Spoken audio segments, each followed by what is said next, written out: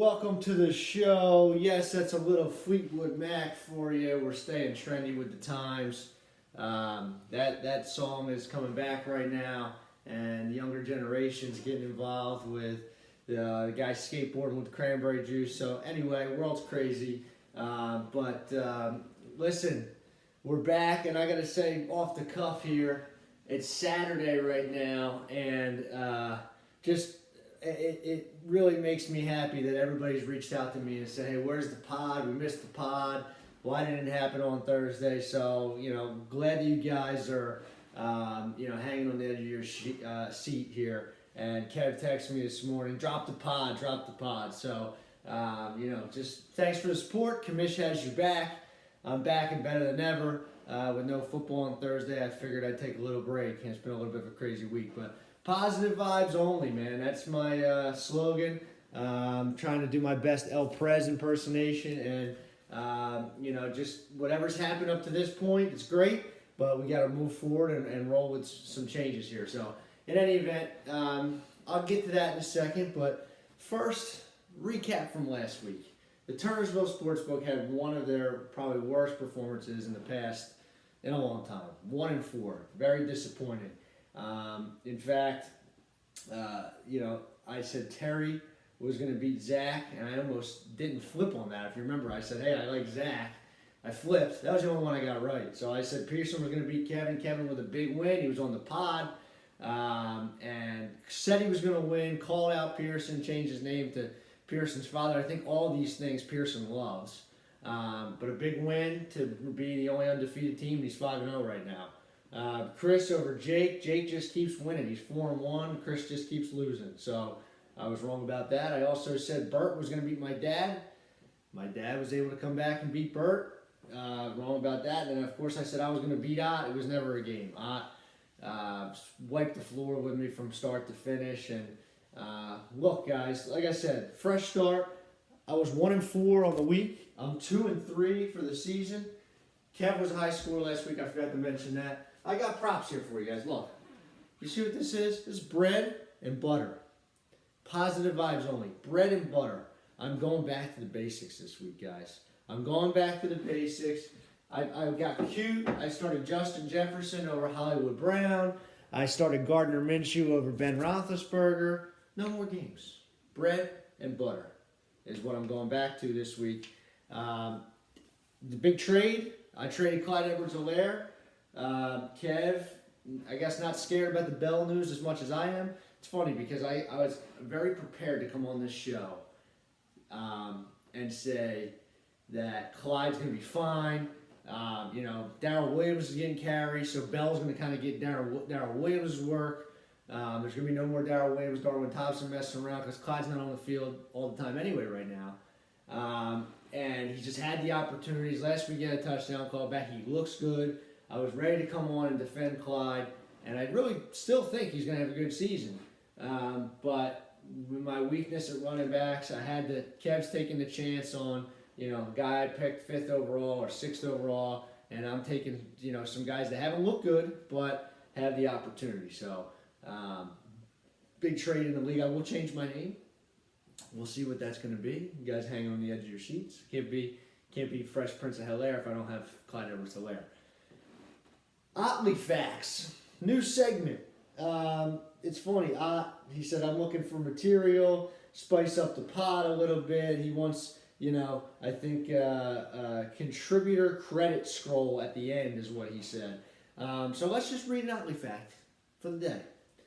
Once again, not that it needs repeating, I've got the toughest schedule through 5 weeks, being the only team with over 700 points against, 734 in parentheses. Kevin, 5-0, has had the easiest schedule by half a point with 583.5. To his credit, Kevin does have the second most points for, behind only Terry, his week 6 opponent. I have the 4th most points for and sit at 2-3. Who makes these schedules? I'm tweeting Matt Berry. Thank you, Ott. Appreciate your input. Keep sending me facts. I'll get them on the pod, and we'll let the league hear them. So, listen, week 6 matchups. Back to the bread and butter. The Turnersville Sportsbook is 11-14 for the season. I always have a positive record. Positive vibes only. We're getting back in the win column this week, starting with Pearson's father versus Chernobyl reactors. As Otley teased, probably the matchup of the week. Pearson's father, it's not Mr. Peepee, it's actually Kev now apparently, but Kev projected 129.1. He has the best team in the league right now, there's no question. He has Mike Davis, who is going to fill in nicely for McCaffrey until McCaffrey gets back. He has Miles Sanders, who's probably his third best running back now that he's acquired Clyde Edwards-Helaire. And his wide receivers are DeAndre Hopkins, Odell Beckham Jr., and Stephon Diggs. Holy crap, that's a good team. I'm a little scared. He's a little weak at quarterback, and he's a little weak at tight end. That's his two holes. But his meat and his bread and butter, as I say, is very good. Terry's got a good team. He's got Tyler Lockett on bye. He's got Justin Jackson on bye, which wouldn't be a big deal, but he has Dearness Johnson and Darrell Henderson in his lineup this week against Kev. He's the highest point scorer in the league. Terry has a good team. I think he's going to be 3-3 after this week. Bread and butter. Don't get cute. Kev's 5-0. No need to jump off the train right now. Kevin, I'm picking Pearson's father here in week 6. Moving on to the previously mentioned Otley versus my dad. I've been picking Dean to lose. He's 2-3. I picked him to lose last week. I was wrong. I picked Otley, and Dean won. I picked Otley to lose last week, and he won. Otley's projected 134.1. All of a sudden, Otley's team, which looked great at the beginning of the season, looked beat up in the middle of the season, now looks great again. Zeke with no Dak Prescott. Andy Dalton's going to be handing off the ball. James Robinson against the worst rushing defense in the league in Detroit, at home in Jacksonville. I like that. Deshaun Watson showed signs of life last week. Tyreek Hill, Juju Smith-Schuster. Really, the only weak part, Jarvis Landry's kind of weak, but Raheem Mostert at flex. Ollie's got a good team. My dad also has a good team. Patrick Mahomes, and he's been hanging on to Alexander Madison all year. Alexander Madison should be a splash, top 5 play this week. He's an excellent player, and Dalvin Cook is not on the field. He's playing the Falcons. Madison's going to have a great game. Myles Gaskin, we didn't know where Bell was going to go. He, of course, went to the Chiefs, but he was thinking about going to Miami. I think they really like Gaskin now that Jordan Howard was out last week. A healthy scratch. Dean's running backs are looking a lot better, and that's with Josh Jacobs on bye. He could not have better timing for Madison this week. Devontae Parker against the Jets, love it. Robbie Anderson, he's the number 1 in Carolina. There's no sugarcoating anymore. I love DJ Moore. It's Robbie Anderson. And then he's got Brandon Cooks, a Pearson cut, picked up after a big week last week by Dean. The only weak spot here is Adrian Peterson at flex. I think this game is going to be really close. It's the matchup of the week runner-up. My dad and I have a rivalry going back. It's a battle of brother-in-laws in this game. I'm going to have to go with Otley because I'm sticking with the bread and butter theme. I really do think that Dean could surprise this week and win this game. I'm very close to picking him, but I'm going to take Ott. Fun fact alert, Otley wins in week 6. Moving on to the next matchup, Balls Deep versus Eating W's. Brett sent me a text message with Bust of the Year. If any of these guys are on your team, you're probably screwed. And it was basically everybody that him and I both picked. Joe Mixon was on the list. Kenny Drake was on the list. It's not good. It's not good. I think, Brett, I got a little scared. I was like, oh, his team's not that good. And then he came out. He scored the most points in the league. And I was back on Brett's train. And then last week, it ran out of gas again. He's got Kareem Hunt. That's kind of the best thing he's got going for him right now after the Chubb injury. But he's at Pittsburgh. Ugh. Lamar Jackson hasn't been himself. He is the number 9 quarterback on the year. He's in Philly. He should put up points. Joe Mixon playing the tough Colts. This smells like bad matchups for Brett. He does have Thielen against Atlanta. I do like that.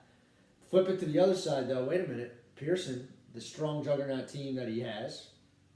Kamara and Carson on bye week. Yikes. Forcing him to play Ronald Jones. And, oh, by the way, I cut Philip Lindsay in now. Melvin Gordon gets a DUI. Sorry, Chris. And Pearson has Philip Lindsay in his lineup. Devontae Adams, Allen Robinson, CeeDee Lamb, Mecole Hardman, sneaky pickup. Bread and butter. Pearson's got the bye week blues. He's 4-1. He's having a great season. Bread and butter. Brett, this is the last time I'm picking you. If you lose, I'm never picking you again. This is your chance. I'm saying you're going to beat Pearson this week. It's my little spoiler of the week, even though Brett is projected to score more. Bread and butter. Brett over Pearson. Pearson loses 2 in a row. Optimistic bearded parrot. He's not so optimistic right now. He's still pessimistic. Every day I wake up and something bad happens for Chris. The Falcons got COVID. He has Calvin Ridley. He went through the COVID situation with Derrick Henry. Oh, and James Conner. He's one of my 2 wins this year. Then Melvin Gordon gets a DUI. What will happen next to Chris is the question. He's playing Zach. Zach is the bottom team in the league this year after winning the championship last year. His team looks better this week than it ever has. You know why? He's got Aaron Rodgers and Aaron Jones back from bye week. He's got Gibson as a number 2, a spicy number 2 against the Giants. He's got Chris Godwin and A.J. Brown back in his lineup. His team looks the best it has in weeks and just in time for Chris to play him. But however, Chris also has some signs of life. Cam Newton back from COVID. Derrick Henry and Connor, who we just mentioned, no COVID concerns. Calvin Ridley, Julio's back supposedly, just in time for me to play Jake. However, I think that actually helps Ridley, having him the big guy on the other side. And Chase Claypool was a great pickup by Chris. No Deontay Johnson this week. I hope those 2 hook up for some scores with my boy Big Ben. Chris, I said I wouldn't pick you again. Zach's back to being healthy. I'm going to pick Chris. This is so bad. I was doing so good with the bread and butter and all this stuff I had going on, and now I'm picking Chris again. Zach, I'm sorry. I can't pick you. You're in last. You're having a tough year. I think this is your best chance to win. I'm about to flip to Zach right now. Last week I flipped off of Zach, and it was a bad move. Chris has a black cloud following over his head. Go with Zach. I'm taking Zach. Questionable is probable, and they're going to win over Chris in week 6. Sorry, Chris. Moving on to myself versus Jake. Another big matchup. Jake just continues to win. Usually close games. Last week was a blowout. He's pissed. Everybody keeps saying his team sucks. His team's getting healthy, and it actually is pretty good. And credit to him for kind of plugging the holes in his boat over the last couple weeks while he was injured with some injuries.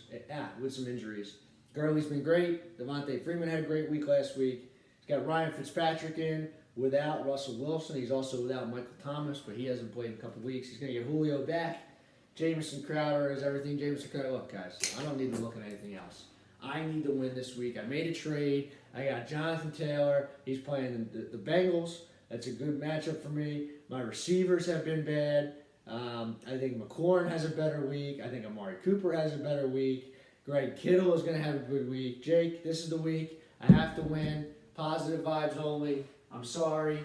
It's happening this week. Bread and butter. Here it is. Guys, it's Saturday. It's a beautiful day. Go out, enjoy yourself.